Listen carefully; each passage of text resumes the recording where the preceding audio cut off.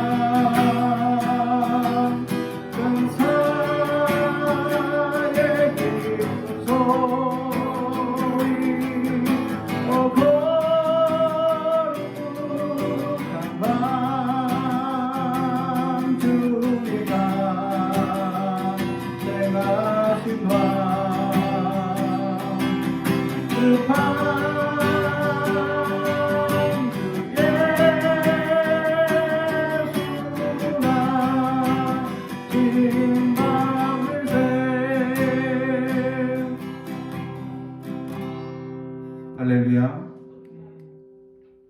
오늘 우리에게 주신 하나님의 말씀은 마태복음 1장 18절에서 25절까지 말씀입니다.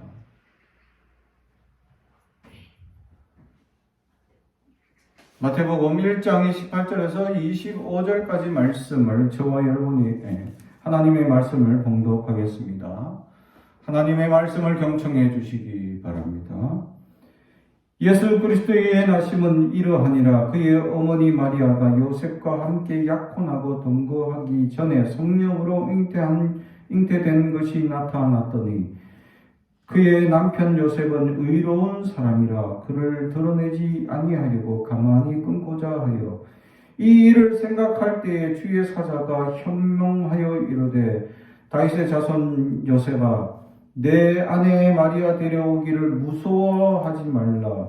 그에게 잉태된 자는 성령으로 된 것이라. 아들을 낳으리니 이름을 예수라 하라. 이는 그가 자기의 백성을 그들의 죄에서 구원할 자이심이라 하니라.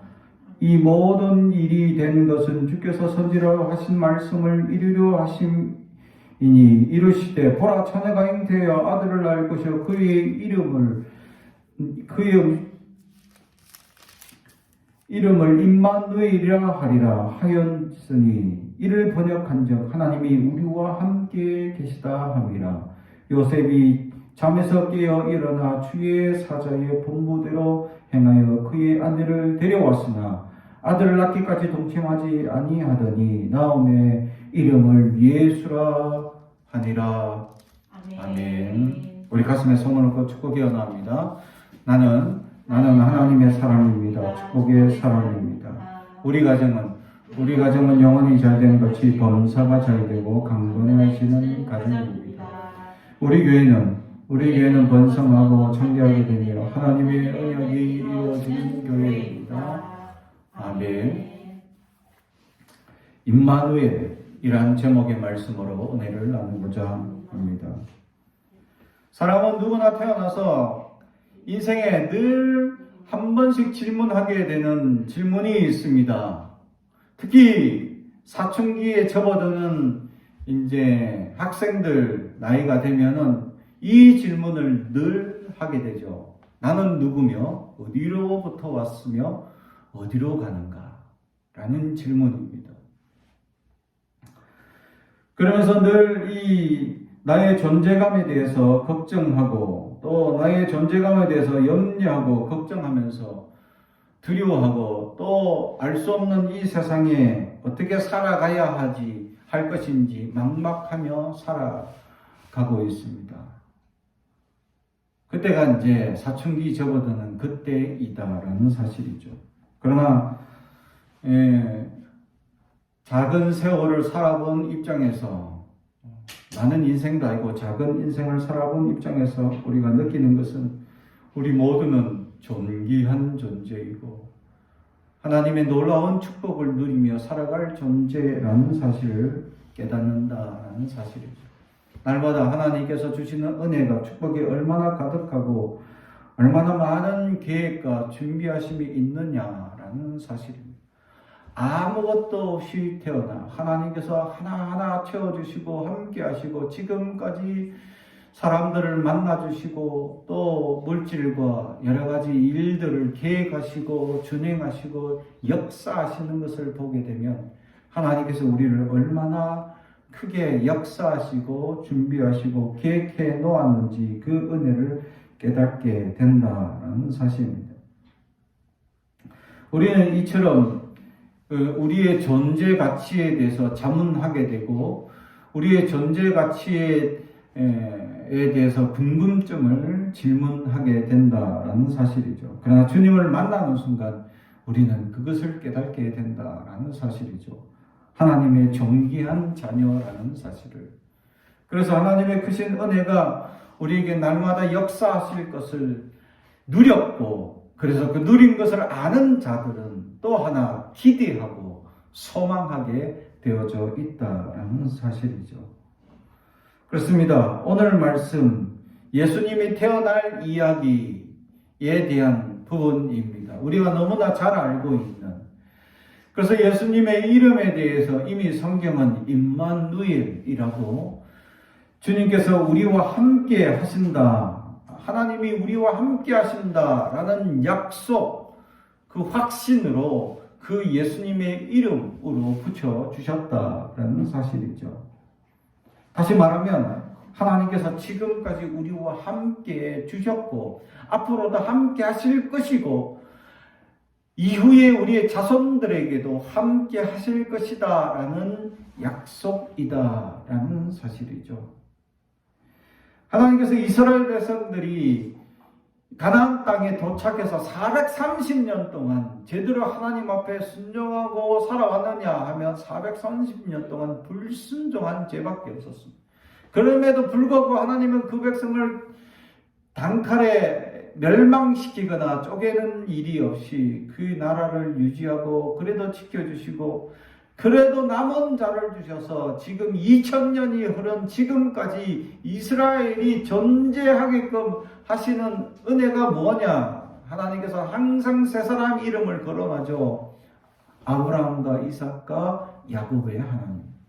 그 약속 때문에 그들을 지금까지 지켜주셨다라는 사실이죠. 2000년 전에 조상이 받은 약속을 지금까지 이스라엘의 불순종과 연약함에 빠져 있음에도 불구하고 그들을 건져주시는 은혜는 그 세 사람에게 하나님께서 주신 약속 때문에 지금까지 은혜를 베풀고 있었다라는 사실입니다.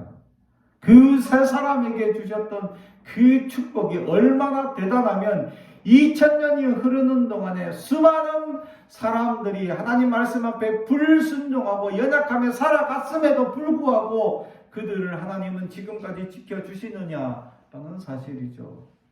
결과적으로 하나님은 임마누엘의 하나님이시다. 하나님이 우리와 함께 하시고 하나님은 우리에게 하신 약속을 반드시 이루신다라는 사실을 그 성경을 통해서 우리에게 알려주고 있다라는 사실입니다.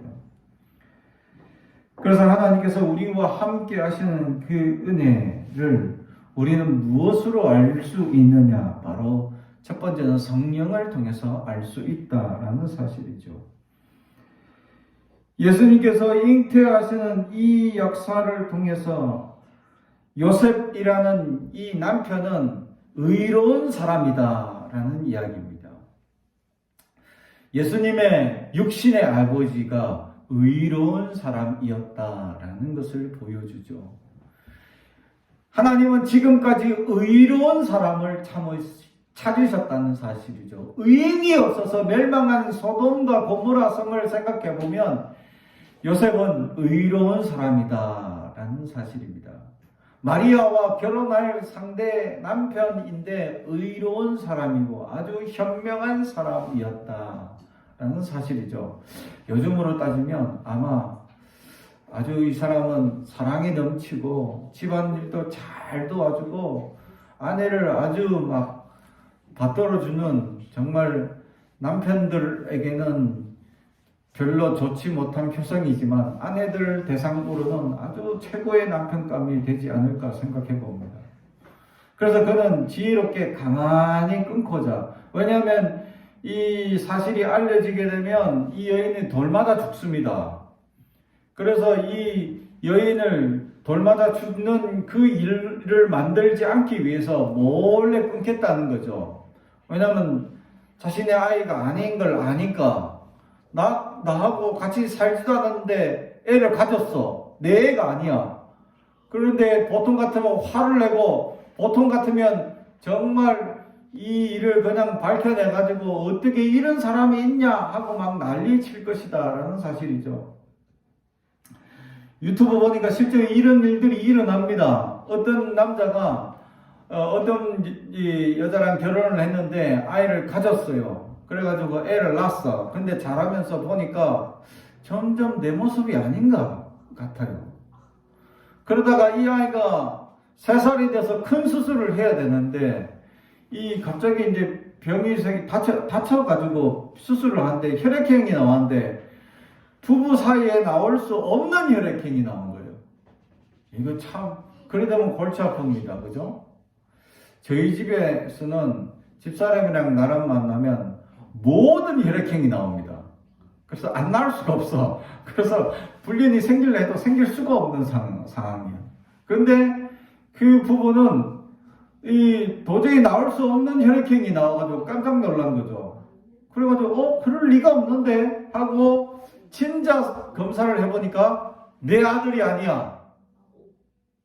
그래서 내 아들이 아닌 걸 알고 어떻게 된 거냐 하고 조사를 해보니까 둘째도 있었는데 둘째도 조사하니까 내 아들이 아니야. 내 자식이 아니야. 그래서 둘 다 내 자식이 아니야. 이게 어떻게 된 거냐. 그래서 자기가 검사를 해봤대요. 해보니까 자기는 아이를 낳을 수 없는 몸이야. 남자로서의 기능이 이게 이제 정자 수가 약해가지고 애를 쉽게 가질 수 없는 몸이 된 거죠. 근데 애가 둘이나 있어. 그래가지고 이 부인과 이혼 소송을 하면서 부인이 하는 말이 아유 그래도 애를 둘을 낳아줬는데 그냥 같이 살지요. 왜 이혼하냐고. 예? 그 장인 장모가 하는 말도 지금까지 애도 낳아주고 이렇게 길러주고 했는데 그냥 같이 살지 그러더라고요. 내 애도 아니고 내가 나란 것도 아닌데 낳아서 키웠는데 내가 내 자식처럼 지금까지 키워줬는데 말이야. 그만 해도 감사합니다 이렇게 해야지. 그게 아니고 반대로 낳아줬는데 이런 얘기를 하니까 막 짜증이 나서 그 사람이 막 그런 식으로 올리며 막 고소하고 막 이제 변호사한테 하고 막 이렇게 하는 얘기가 올라온.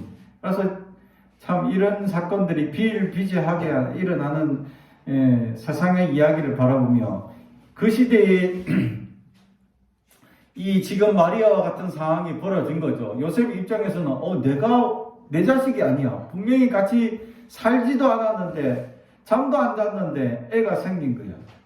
보통 같으면 뭐 변호사 대동하고 난리 나겠죠. 근데 그러지 않고 가만히 끊고 자있다. 그게 왜 의로운 사람입니까? 이 시대에는 만약에 이 일을 공개적으로 공개하게 되면 바로 돌로 쳐 죽이는 아주 이스라엘 종교법에 의하면 아주 큰 죄악이었다라는 사실이죠. 예수님 당시에도 그런 여인을 예수님께 데려왔습니다. 한낮에 다른 남자와 불륜 관계를 맺던 여자를 데려와서 예수님께 이거 어떻게 해야 됩니까? 하고 율법에는 돌로 쳐 죽이라 해서 다들 돌을 들고 이미 쳐 죽이라 하는 말을 할 줄 알고 딱 들고 서 있는 중에 예수님께서 한마디 던지셨죠. 죄 없는 자가 먼저 돌로 쳐라. 죄 없는 자가 먼저 돌로 쳐라. 죄가 없으면 쳐도 돼 라는 말이죠. 그러자 사람들은 모두들 들고 있던 돌을 하나씩 놓고는 예수님 곁을 떠나갔다라는 겁니다. 다 죄인이기 때문에. 그런데 예수님께서는 거기서 더 소중한 말씀을 우리에게 해주고 있었습니다. 죄 없는 나도 너를 용서하노라. 할렐루야. 이미 주님은 우리를 용서하시는 분이십니다. 그런데 우리는 많은 사람들을 정죄하기에 바쁩니다. 미워하는 감정, 싫어하는 감정이 우리 안에 끊임없이 일어나게 됩니다. 사탄이 끊임없이 우리가 보기 싫어하는 사람의 부정적인 모습들을 자꾸 보게 하는 거죠.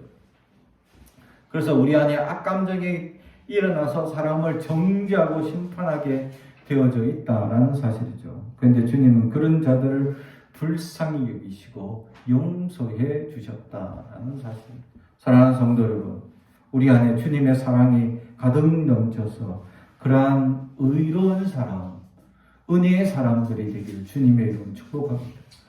요셉은 그런 의로운 사람이어서 가만히 끊고자 하였는데 그날 밤에 마침 꿈을 꾸게 됩니다. 그 꿈 속에 천사가 나타나 그에게 이 일은 하나님이 하신 역사다라는 것을 가르쳐 줍니다. 할렐루야. 그렇습니다. 바로 예수님을 먼저 성령을 통해서 깨닫게 된다라는 사실입니다. 우리는 이 땅에 살아가면서 수많은 어려운 문제들, 걱정과 염려들, 또 불안한 미래에 대하여 두려움을 가지고 있습니다. 지금 많은 학자들이 이 코로나가 2, 3년 안에 백신만 개발되면 끝날 것이다 라고 예언했는데 변종이 계속 됨으로 말미암아 이 일은 앞으로 10년 이상 걸릴 것으로 암울한 보고서를 냈다라는 사실이죠. 앞으로 경제적으로 이 코로나 때문에 지금도 여전히 어려운 상황임에도 불구하고 많은 사람들은 계속 이런 상황들이 주어질 것을 생각한다면 우리는 앞으로 경제적인 것, 문화적인 것, 사회적인 것 모든 것을 이 코로나 상황에 맞추어서 살아가야 하지 않을까 생각해 봅니다. 사람들과의 무분별하게 만나서 이 질병을 전파하는 상황이 되지 않도록 중요한 약속만 꼭 하게 되고 또 웬만하면 서로 화상으로 채팅하고 만나는 점점 어쩌면 인간들 사이에 인간성을 어쩌면 점점 잃어가는 환경이 되지 않나 생각해 봅니다. 이미 우리는 코로나 이전에 사람들이 이 사이버 상황에 가까워지는 현상들을 겪게 됩니다. 연인들은 한 테이블에 같이 앉아 있으면서 서로 각자 핸드폰 본다고 데이트하는 것 같지도 않은 희한한 현상을 마주보면서 우리는 참 이런 세대다라고 얘기를 하고 있었다라는 사실이죠. 그러면서 그런 한 자리에 앉아 있으면서 서로 말을 주고받기보다는 바로 코앞에 앉아 있는데도 카톡으로 막 대화를 하는 희한한 세대를 겪고 있었다라는 사실이죠. 그런데 이제는 아예 만나지도 못하고 그냥 사이버상에서만 활동을 해야 되는 이런 상황이 앞으로 10년 동안 계속 된다라는 사실이죠. 이런 상황에 우리는 성령께서 알려주시는 하나님에 대한 미래의 계획을 깨닫는 자가 되기를 주님의 이름으로 축복합니다. 성령께서는 분명히 이러한 상황 속에서 우리가 경제적인 것, 문화적인 것, 환경적인 것, 교회적인 것까지 우리는 대비하고 준비해야 된다라는 사실을 보여주고 있다라는 사실이죠. 그러한 것을 생각할 때 우리는 어떻게 잘 준비하고 경비하여서 이 미래 사회를 어떻게 이겨내 나갈 수 있겠느냐라는 사실입니다.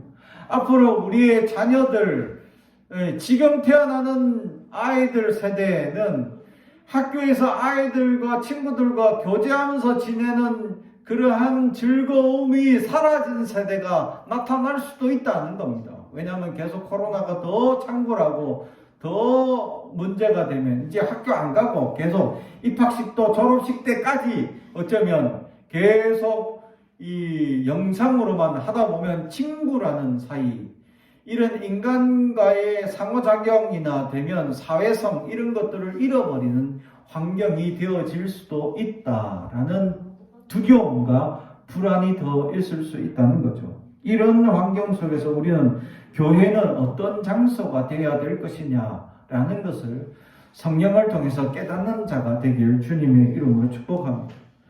이미 요셉에게 앞으로 어떤 일이 일어날 것인지 성령을 통해서 하나님께서는 미리 말씀해 주셨다라는 것이죠. 이게 바로 하나님이 우리와 함께 해주시는 놀라운 은혜다라는 사실입니다. 우리는 알 수 없습니다. 어떤 일이 또 앞으로 일어나고 어떤 어려움과 두려움이 일어나야 할지 우리는 알 수 없습니다.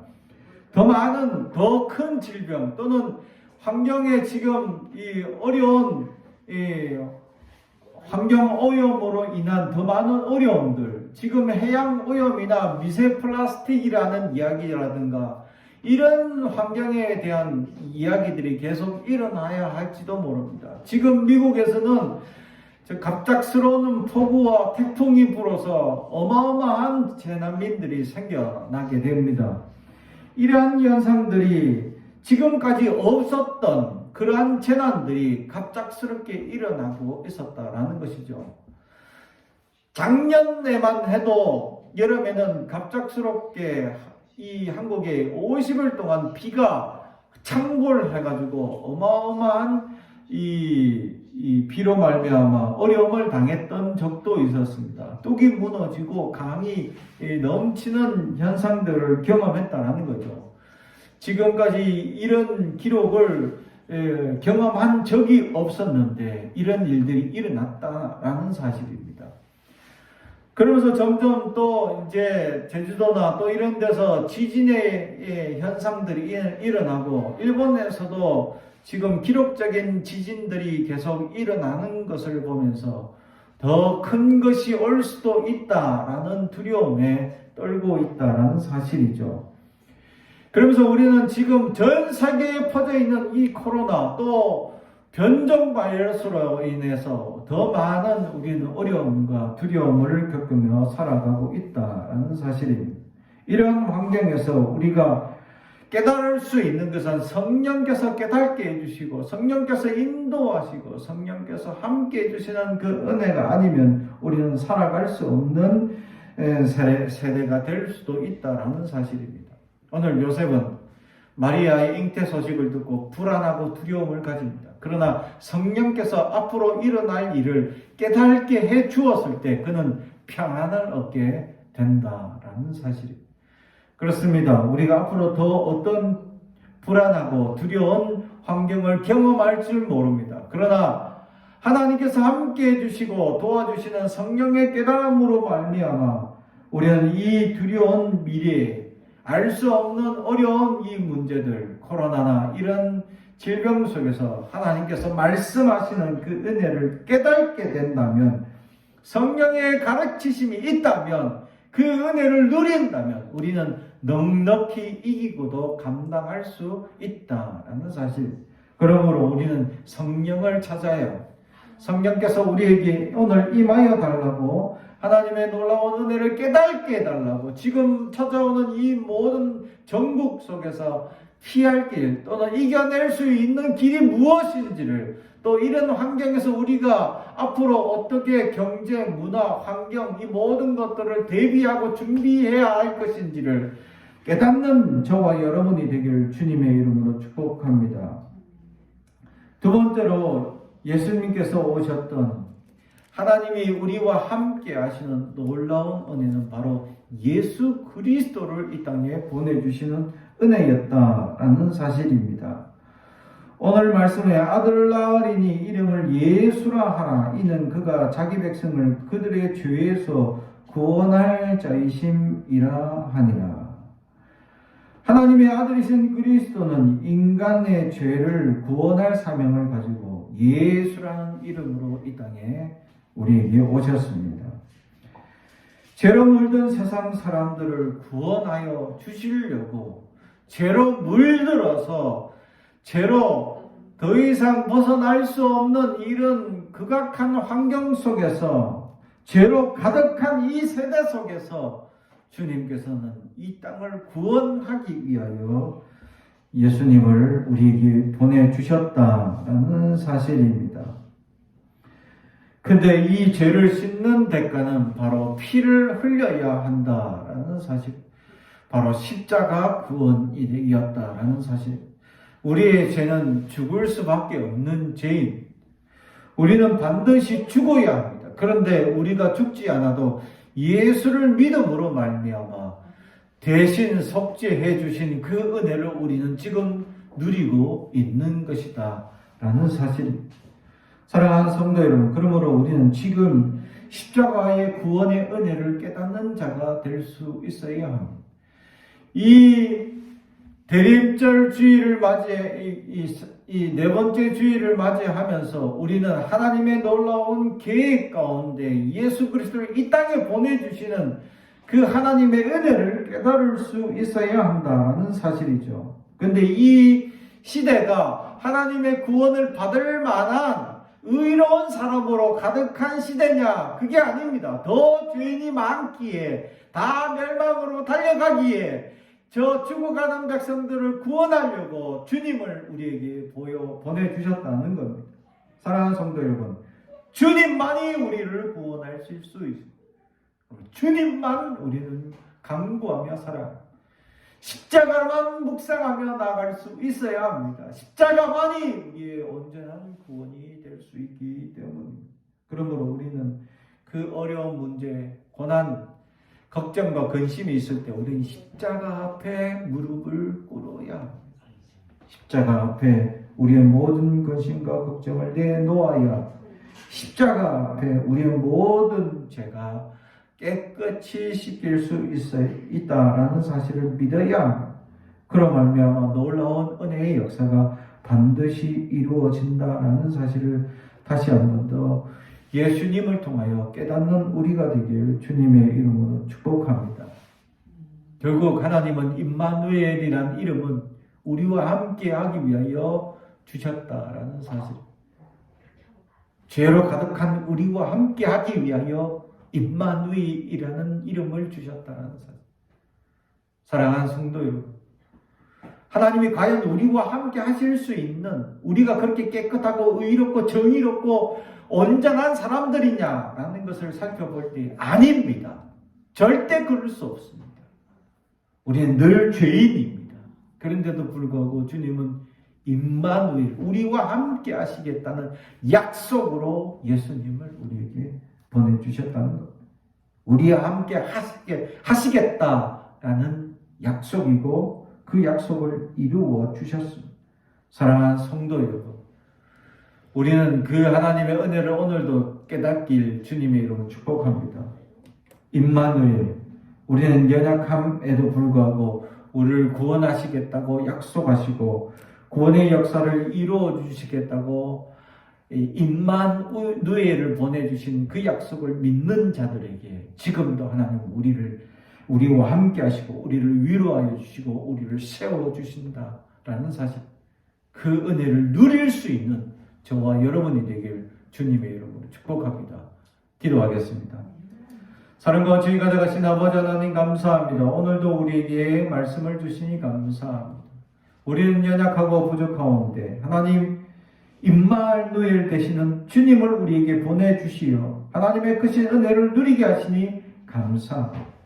부족하고 연약함에도 불구하고 우리를 구원해 주시고 그러한 계획을 하나님 준비하시고 창세 때부터 이미 약속하시고 계획하신 그 은혜를 찬양합니다. 하나님, 이 코란을 통하여 우리에게 알려주시는 하나님의 은혜가 무엇인지 깨닫게 하여 주시고 아버지 하나님, 이 속에서 우리가 준비하고 계획하고 나아가야 할 바가 무엇인지 깨닫게 하여 주옵소서. 감사드리며 예수님의 이름으로 기도드리옵나이다. 아멘.